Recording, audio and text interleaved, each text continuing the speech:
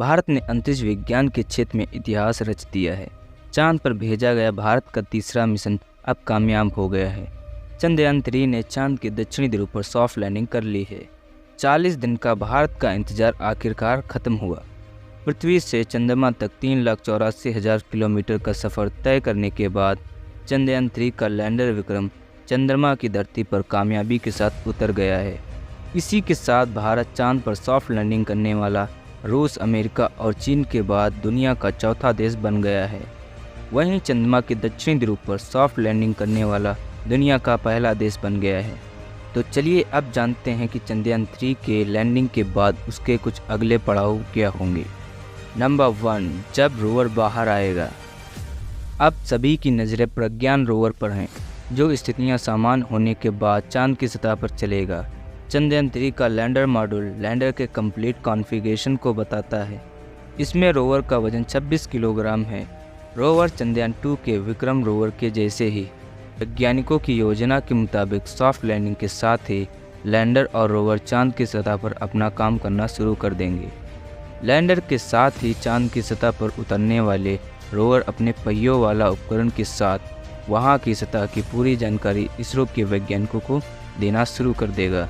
इन पहियों पर अशोक स्तंभ और इसरो के चिन्ह उकेरे गए हैं, जो प्रज्ञान के आगे बढ़ने के साथ चंद्रमा की सतह पर अपने निशान छोड़ेंगे। इसी के साथ इसरो और अशोक स्तंभ के चिन्ह चांद पर अंकित हो जाएंगे। नंबर 2, 14 दिन की चांद की सतह से जानकारी इकट्ठा करेगा चंद्रयान 3। वैज्ञानिकों के मुताबिक सॉफ्ट लैंडिंग के बाद रोवर और लैंडर से जो जानकारी इसरो को मिलेगी वह 14 दिन तक ही मिलेगी, क्योंकि चांद को पूरी रोशनी सिर्फ इसी दौर में मिलेगी।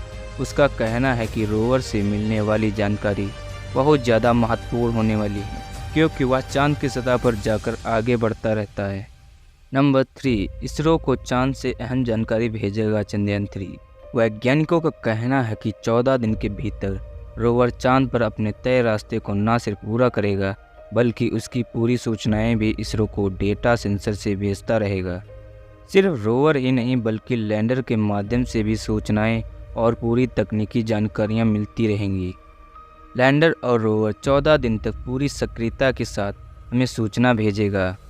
तमाम विपरीत परिस्थितियों के लिए तैयार किए जाने वाले लैंडर और रोवर के पावर बैकअप की क्षमता 14 दिन तक सबसे ज़्यादा होती है।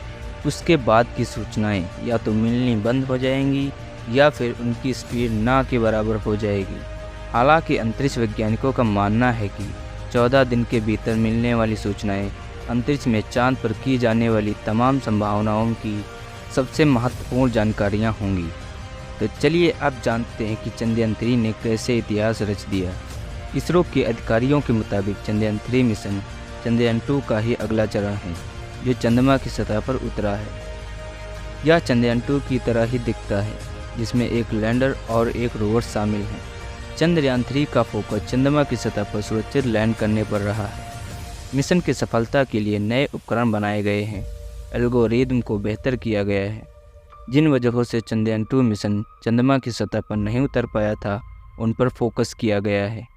मिशन ने 14 जुलाई को दोपहर 2:35 पर श्रीहरिकोटा केंद्र से उड़ान भरी और योजना के अनुसार चंद्रमा पर उतरा। इस मिशन से भारत अब अमेरिका, रूस और चीन के बाद चंद्रमा पर सॉफ्ट लैंडिंग करने वाला दुनिया का चौथा देश बन गया है। वहीं चांद की दक्षिणी ध्रुव पर सफल लैंडिंग करने वाला भारत पहला देश बन गया है। तो चलिए अब जानते हैं पिछले 2 मिशनों के बारे में। चंद्रयान 1 मिशन, यह अक्टूबर 2008 में भेजा गया था। चंद्रमा पर पानी की संभावनाओं की खोज कर यह इतिहास रच चुका है। इसी के बाद विश्व की तमाम अंतरिक्ष एजेंसियों की चंद्रमा को लेकर उत्सुकता बढ़ी। चंद्रयान 2 मिशन, जुलाई 2019। यह यान आज भी चंद्रमा की 100 किलोमीटर की कक्षा में घूम रहा है। इसे 1 साल तक ही चलना था, लेकिन अब तक यह हमें जानकारी भेज रहा है। इसमें विश्व का सबसे बेहतरीन कैमरा लगा है, जो चंद्रमा की लगभग हर हिस्से की फ़ोटो ले चुका है। चंद्रयान 3 के रोवर में लगे पेलोड्स का क्या काम? पहला payload laser induced breakdown spectroscope, यह चांद की सतह पर मौजूद केमिकल्स यानी रसायनों की मात्रा और गुणवत्ता की जांच करेगा, साथ ही खनिजों की खोज करेगा।